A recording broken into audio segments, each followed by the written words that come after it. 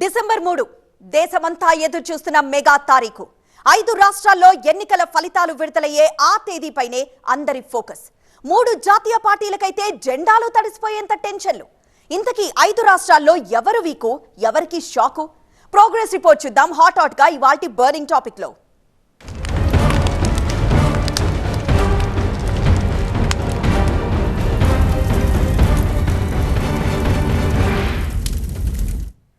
ఇక్కడ ఎవరికి వాళ్ళు ఆఠీన్ రాజాలు, కళావర్కింగులే.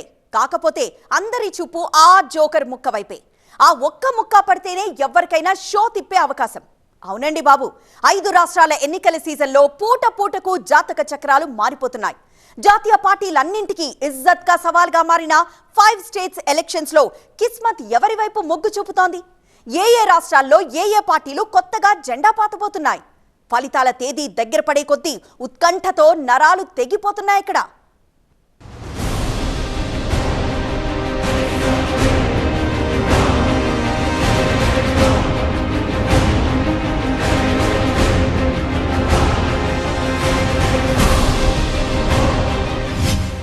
నవంబర్లో పరీక్షలు, డిసెంబర్లో ఫలితాలు, కానీ అక్టోబర్ అంతా టెన్షన్లే టెన్షన్లు.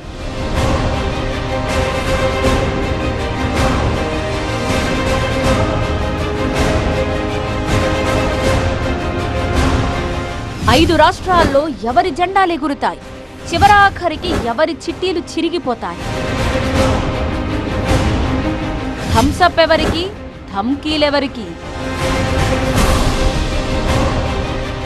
జ్వరాల సీజన్ జనాన్నే కాదు, రాజకీయ నాయకుల్ని కూడా నిలువునా వణికిస్తోంది. 5 రాష్ట్రాల ఎన్నికలకు తేదీలు వచ్చి రాగానే నేతల్లో బీపీలు అమాంతం పెరిగిపోయాయి. వ్యూహరచనతో బుర్రల్ని ఎంత వేడెక్కించుకుంటున్నా లాభం లేకపోతోంది. ఓటర్ నాడి దొరికినట్టే దొరికి ధమ్కీ ఇస్తోంది. ఎవరికి వాళ్లు అదృష్ట రేఖల్ని తడిమి చూసుకుంటున్నారు.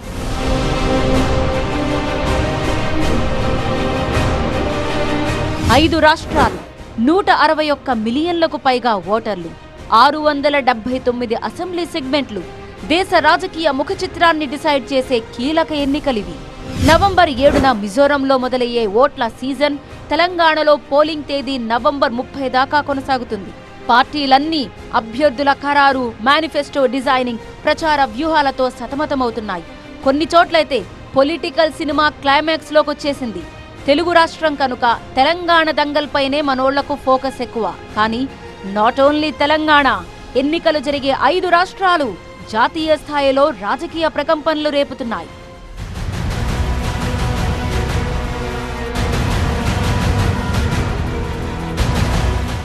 రాజస్థాన్, మధ్యప్రదేశ్, ఛత్తీస్గఢ్ రాష్ట్రాల్లో బీజేపీ, కాంగ్రెస్ మధ్య నువ్వా నేనా అన్న తరహాలో పోటీ జరుగుతోంది. 2 జాతీయ పార్టీల బలాబలాల్ని తేల్చే సిసలైన ఫలితం ఇది. 2018లో రాజస్థాన్, మధ్యప్రదేశ్, ఛత్తీస్గఢ్ 3 రాష్ట్రాల అసెంబ్లీ ఎన్నికల్లోనూ కాంగ్రెస్ పార్టీయే గెలుపు ఢంకా మోగించింది. కానీ 6 నెలల గ్యాప్ తర్వాత సీన్ పూర్తిగా రివర్స్ అయింది. 3 రాష్ట్రాలకు చెందిన 65 లోక్సభ స్థానాల్లో 62 స్థానాలు బీజేపీ ఖాతాలోకి వెళ్లిపోయాయి. కేవలం 3 చోట్ల మాత్రమే కాంగ్రెస్ పార్టీ గెలిచింది.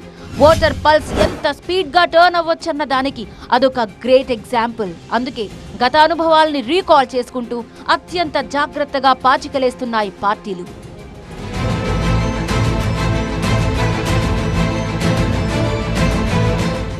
2018లో ఎన్నికలు జరిగిన ఇదే 5 రాష్ట్రాల్లో పార్టీల పర్ఫార్మెన్స్ చూస్తే 45% ఓట్లతో అత్యధికంగా 306 స్థానాలు గెలుచుకుంది కాంగ్రెస్ పార్టీ. 29% ఓట్లతో 199 స్థానాల్లో బీజేపీ నెగ్గింది. మిగతా పార్టీలకు 174 స్థానాలు, 26% ఓట్లు దక్కాయి. మరి ఈసారి పరిస్థితి ఎలా ఉండబోతోంది? పోలింగ్ కి మరికొన్ని రోజులు మాత్రమే గ్యాప్ ఉన్న ఈ సమయంలో ఏ పార్టీ ఎంత ధీమాతో ఉంది? దేశవ్యాప్తంగా ఇదొక ఆసక్తికర చర్చ.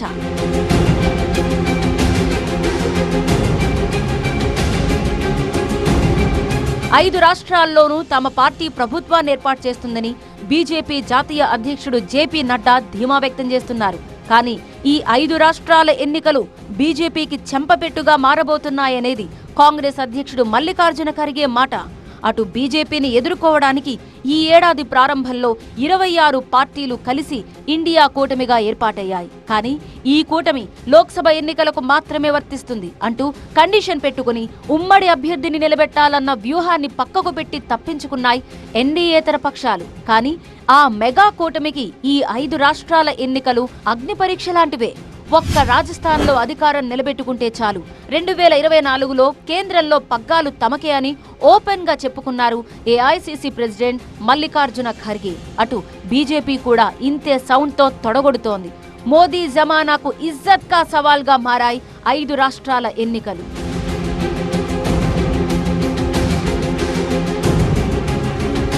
ఐదు రాష్ట్రాల ఎన్నికల్లో బీజేపీ నమ్ముకున్న మార్గాలు మూడే మూడు. ఒకటి, మోదీ కరిజ్మాను ఓట్లుగా మార్చుకోవడం. రెండోది, కేంద్ర మంత్రుల్ని, కీలక ఎంపీలను ఎమ్మెల్యేలుగా బరిలోకి దింపడం. మూడోది, G20 సదస్సు సక్సెస్ ని, మహిళా బిల్లు ఆమోదాన్ని వీలైనంత ఎక్కువగా ఎక్స్పోజ్ చేయడం.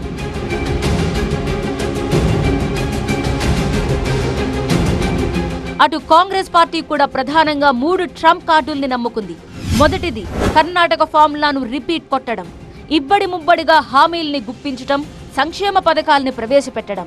దాదాపుగా కర్ణాటకలో విజయవంతమైన మేనిఫెస్టోనే చిన్న చిన్న మార్పులతో మిగతా రాష్ట్రాల్లో ప్రింట్లు కొట్టిస్తోంది కాంగ్రెస్ పార్టీ.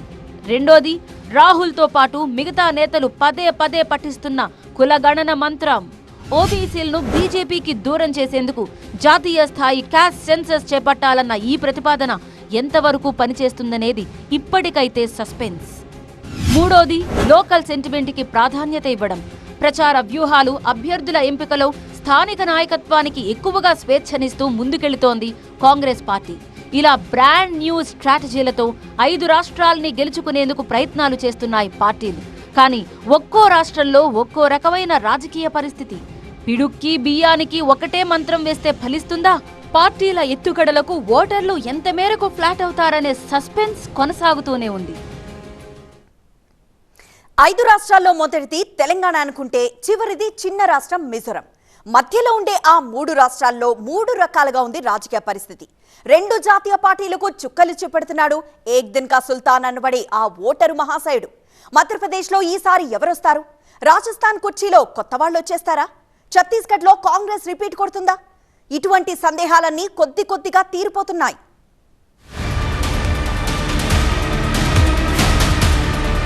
పెరిగిన ప్రభుత్వ వ్యతిరేకత, కాంగ్రెస్లో రెబల్ లీడర్ల తలనొప్పి, బీజేపీ వ్యూహాత్మక అడుగులు.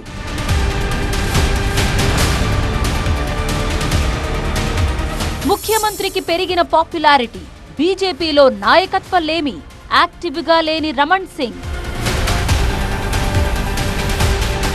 కాంగ్రెస్ పార్టీ పెద్దగా ఆశలు పెట్టుకున్న రాష్ట్రం ఛత్తీస్గఢ్. ఇక్కడ నవంబర్ 7, 17 తేదీల్లో 2 విడతలుగా ఎన్నికలు జరుగుతాయి. 2003 నుంచి 2018 వరకు వరుసగా 3 సార్లు ప్రభుత్వాన్ని ఏర్పాటు చేసిన బీజేపీ గత 2018 ఎన్నికల్లో ఘోరంగా ఓడిపోయింది. 70 మంది దాకా ఎమ్మెల్సీల్ని గెలిపించుకుని అధికారంలోకొచ్చినా కొన్ని కారణాల వల్ల ప్రభుత్వ వ్యతిరేకత విపరీతంగా పెరిగింది. ఇదే అదునుగా బీజేపీ సడన్ గా అప్రమత్తమై వ్యూహాత్మకంగా అడుగులెయ్యడంతో 2 పార్టీల మధ్య గట్టి పోటీ తప్పదన్న వాతావరణం నెలకొంది. కానీ ముఖ్యమంత్రి భూపేష్ బఘేల్ కి ఇటీవలి కాలంలో సడన్ గా పాపులారిటీ పెరిగింది. అటు బీజేపీలో నాయకత్వలేమి స్పష్టంగా కనిపిస్తోంది. మాజీ సీఎం రమణ్ సింగ్ యాక్టివ్ గా లేరు. 4 ఏళ్లలో 3 సార్లు బీజేపీ ప్రెసిడెంట్ ను మార్చాల్సొచ్చింది. ఈ లోపాల్ని కవర్ చేసుకునేందుకు ప్రచారాన్నే గట్టిగా నమ్ముకుంది బీజేపీ. మోదీ, అమిత్ షాలతో పాటు ఛత్తీస్గఢ్లో 40 మంది స్టార్ క్యాంపెయినర్లు సుడిగాలి పర్యటనలు చేస్తున్నారు. ఛత్తీస్గఢ్ ప్రచారానికి తెలంగాణ బీజేపీ ఫైర్ బ్రాండ్ బండి సంజయ్ని కూడా వాడుకుంది బీజేపీ. బీజేపీ నేతలపై అవినీతి ఆరోపణలు. సీఎం అభ్యర్థిని ప్రకటించిన కాంగ్రెస్ వైపే ఎస్సీ, ఎస్టీల ఓటు బ్యాంక్.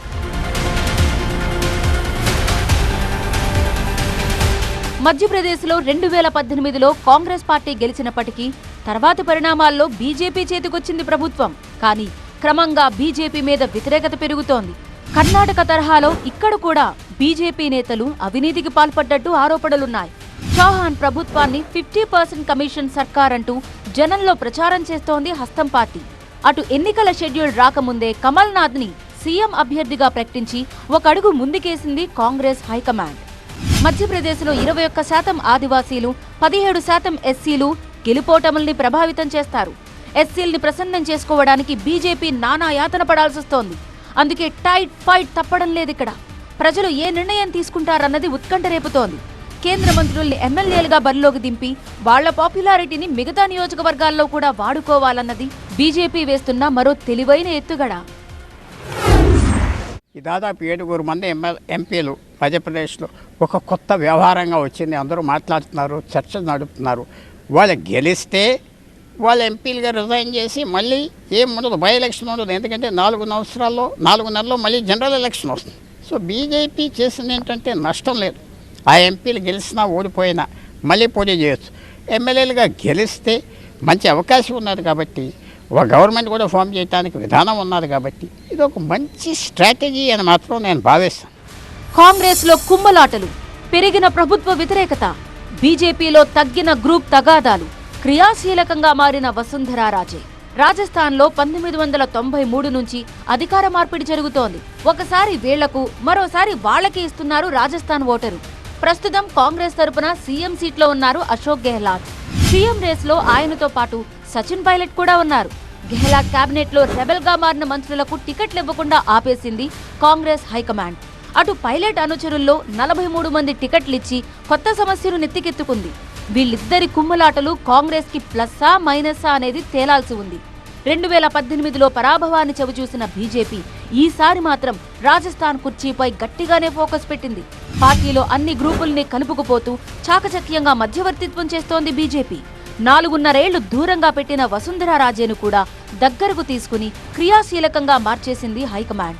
ఛత్తీస్గఢ్, మధ్యప్రదేశ్లో ఓటర్ కాంగ్రెస్ పార్టీకి ఫేవర్గా ఉన్నాడన్నది ఒక అంచనా. రాజస్థాన్ ఓటర్ మాత్రం బీజేపీ మీద సానుభూతితో ఉన్నాడన్నది మరో వాస్తవం. రాబోయే నెల రోజుల్లో ఓటర్ మూడ్ మారినా మారొచ్చట. ముఖ్యంగా మోదీ ఫ్యాక్టర్ మీద ఈ 3 రాష్ట్రాల్లో బీజేపీకి హోప్స్ బలంగా ఉన్నాయి. హిందూ కార్డ్ ప్లే చేస్తున్నప్పుడు ప్రధాని మోదీ పిక్చర్లోకి వచ్చేస్తారు. ఆయన ప్రచార సభలు, ప్రసంగాలు జోరందుకుంటే ఓటర్ మనోగతంలో మార్పులొచ్చే అవకాశం కూడా లేకపోలేదు. మతపరమైన రాజకీయాల కన్నా నేను అనేది హిందూ రాజకీయాలు చాలా ఎక్కువ అక్కడ.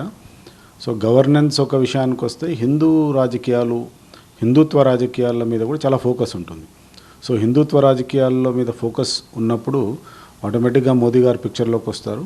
సో మోదీ గారి ఇన్ఫ్లుయెన్స్ డెఫినెట్గా రాష్ట్ర ఓటర్ల మీద ఉంటుంది, అక్కడ నాయకుల మీద ఉంటుంది, అక్కడ రాజకీయాల మీద ఉంటుంది.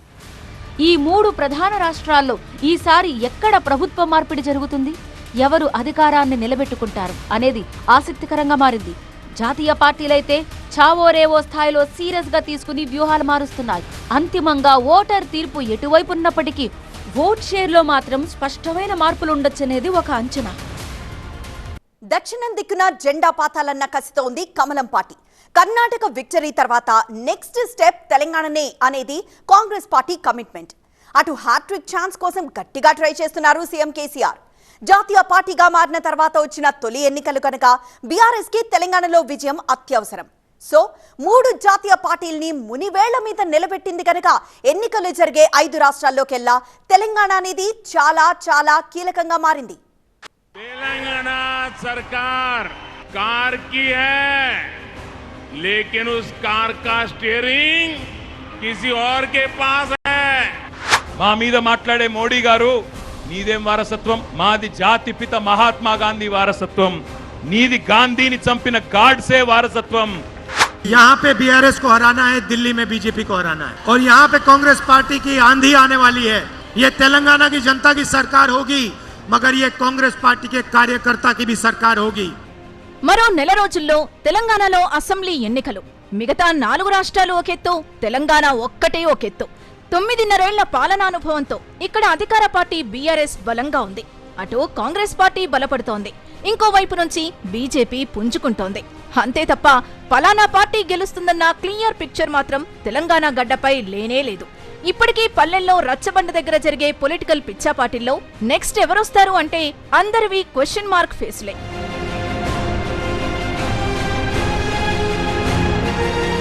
బీఆర్ఎస్ పై కొన్ని వర్గాల్లో కొన్ని అంశాలపై అసంతృప్తి ఉన్న మాట నిజం. కానీ రాష్ట్ర వ్యాప్తంగా ప్రభుత్వంపై జనంలో వ్యతిరేకత ఉందన్న మాటను కొట్టిపారేస్తోంది గులాబీ పార్టీ.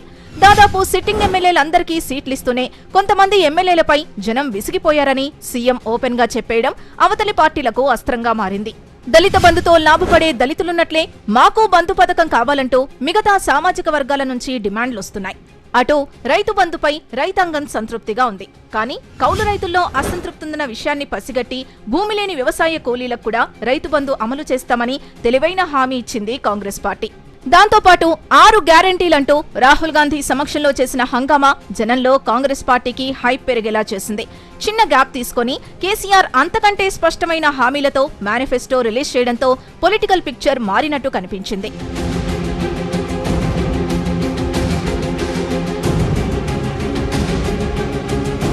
గెలవగానే మొదటేడాదే పెన్షన్ 4,000కు పెంచుతామని కాంగ్రెస్ పార్టీ అంటే, విడతల వారీగా పెంచి 4 ఏళ్లలో 5,000కు పెంచుతామని బీఆర్ఎస్ అంటోంది. అందుకే పెన్షనర్ల ఓటు బ్యాంకు డైలమాలో పడింది. మొన్నటిదాకా త్రిముఖ పోటీ తథ్యమనే క్లారిటీ వచ్చేదాకా పుంజుకున్న బీజేపీ తర్వాత అకస్మాత్తుగా డౌన్ ఫాల్ తప్పలేదు. అనేక కారణాలతో బీజేపీ వెనకడుగు వేయడాన్ని కాంగ్రెస్ పార్టీకి లాభించింది. కేసీఆర్ కూడా కాంగ్రెస్ నే ప్రధాన శత్రువుగా ప్రొజెక్ట్ చేస్తూ వ్యూహాత్మకంగా అడుగులు వేస్తున్నారు. మిగతా 2 పార్టీలు అభ్యర్థుల ఖరారుపై కసరత్తు చేస్తుంటే కేసీఆర్ మాత్రం బీఫారాలిచ్చి అభ్యర్థుల్ని బరిలో దింపి తాను బహిరంగ సభలతో బిజీ అయ్యారు. ప్రస్తుతానికి కేసీఆర్దే అప్పర్ హ్యాండ్ అంటూ కొన్ని సర్వేలు కూడా లెక్కగట్టేశాయి. బీఆర్ఎస్ కాంగ్రెస్ల మధ్య ప్రధాన పోటీ అన్నట్టు వాతావరణం కనిపిస్తున్నా కమలం పార్టీని అంత ఈజీగా తీసిపడేలేమన్న విశ్లేషణలు కూడా వినిపిస్తున్నాయి.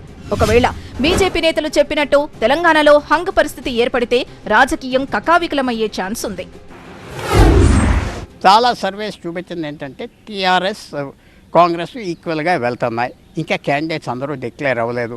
చాలామంది బీజేపీ అయిపోయిందంటే ఆ సర్వేది 15% నుంచి 17% వరకు ఓటు ఉన్నది అన్నారు. నిలబెట్టుకోగలరా, పెంచగలరా? బీజేపీ కనుక నిజంగా 15% ఓటు నుంచి 20%కు వస్తే హంగ్ అసెంబ్లీ అవ్వే అవకాశం ఉన్నది. అన్ని ఓట్లు వస్తాయా రావో అది వేరే విషయం. 2018లో 6% వచ్చింది. ఇప్పుడు 3-4 రెట్టింపులు వస్తే ఓవరాల్ స్టేట్లో 7 సీట్లు ఎంఐఎంకు పోయాక ఇంకా మిగిలింది ఆ సీట్లలో 112 సీట్లలో తప్పకుండా 15-20% వచ్చే మూడో పార్టీ ఉంటే ఇది అంతా అప్సెట్ అవుతుందని మాత్రం మనం ఎదురు చూడవచ్చు. నిన్న మొన్నే బీజేపీ తొలి జాబితా వచ్చేసింది. రేపటి రోజున కాంగ్రెస్ పార్టీ మళ్లీ జాబితా బయటకొస్తే తెలంగాణలో ఈక్వేషన్లో మళ్లీ మారే ఛాన్స్ ఉంది.